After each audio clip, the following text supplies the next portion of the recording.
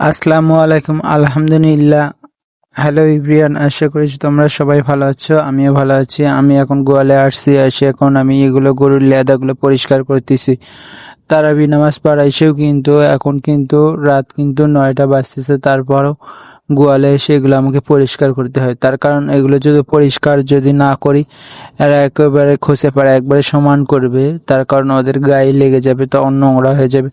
ওই জন্য আমি রাত্রে বেলা যে বলে আরেকবার গোয়ালটা পরিষ্কার করে এসি, তাহলে ফজরে আমাদের অতটা কষ্ট হবে না। সিয়ারি করার পরে মনে করেন যে শরীরটা একটু কেমন কেমন হয়, ওই জন্য তারপরেও কাজ করতেই হয়। রোজা রাখার পরে আমরা কাজ করি। ওই জন্য অনেকেই মনে করে যে খামার দেওয়া খুব সহজ। ভাই, একবার খামার দিয়ে দেখেন।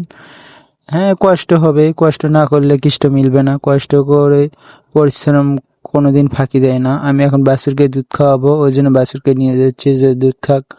তার কারণ এদেরকে দুধ না খাওয়ালে বাছুরেরা তাড়াতাড়ি বড় হবে না।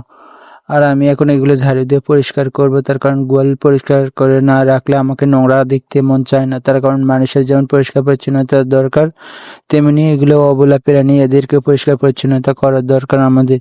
তার কারণ আমরা যে পরিষ্কার যদি না করি, তা এরা নোংরার ভেতর ঢুকলে কেমন কেমন জানি আমার লাগে। আমার একটা শান্তি পাই না, তেমন একটা তৃপ্তি পাই না। ওই জন্য আমি এইভাবে ঝাড়ু দিয়ে আমি পরিষ্কার করে রাখি। তার কারণ এগুলো খুব, মনে করেন আপনি যদি পরিষ্কার না রাখেন তাহলে কে রাখবেন বলেন। এখানে আগে ফার্ম দিলে আমি 2টা দিয়ে শুরু করছি, 2টাই বিয়ে হয়েছে, 2টারই বাছুর হয়েছে, বকনা বাছুর হয়েছে। কিন্তু এদের খাওয়া একটু বেশি খরচ হয়। তার কারণ গমের ভুষির দাম বেশি, খুদের দাম বেশি, এই জন্য আমাদের খরচ একটু বেশি। তারপরে আমরা পালি, কিন্তু আমরা কিন্তু পালা কিন্তু হাল ছাড়ি না।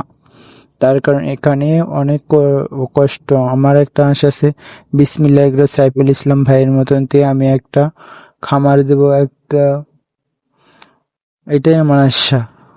আমার আশা যদি না পূর্ণ হয়, কিন্তু আমার মায়ের আশা যে আমাদের একটা ফার্ম হবে, হাঁস মুরগি সব থাকবে, গরু বাছুর। আমি রাত্রির বেলায় খেয়ার খুলে দিচ্ছি, তার কারণ রাত্রির বেলা খেয়ার খেলে শুধলে সকালবেলা পানি, গুঁড়ো পানি খাওয়া তাড়াতাড়ি চাহিদাটা থাকে। ওই জন্য খেয়ার খুশি খুশি দিচ্ছি। তার কারণ খেয়ার না খুশি দিলে গরুরা তো তেমন একটা খাবার সকালবেলা পানি খাইতে চায় না। ওই জন্য আমি রাত্রির বেলা ফল একটু বেশি করে দিই। ফল খাওয়ালে গরুর লেদাটা একটু শক্ত হয়। আর অনেকে করে কি, কাঁচা ঘাসি খালি খেলেই গরু কিন্তু লেদাটা কিন্তু নরম থাকে। ওই জন্য তারা বুঝতে পারে না, কিন্তু আমরা ঠিকই বুঝতে পারি যে কেন গোবর লেদা নরম হয়েছে। তার কারণ আজকে একটু বেশি ঘাস খাওয়া পড়ছিল, তো ওই জন্য একটু নরম লেদা হয়েছে। ওই জন্য আমি খেয়ারটা একটু বেশি করে দিলাম, যেন লেদা যেন ওদের যেন শক্ত যেন না হয়ে থাকে।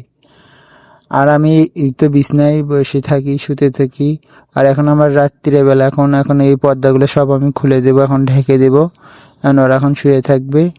আর আপনারা দেখবেন আজকে আমি শুয়ে থাকি যেখানে, সেখানে আমার কাছে ছাগলগুলোও শুয়ে থাকে। এই 2টি কিন্তু বাচ্চা, আর একটা আছে বড় ছাগল।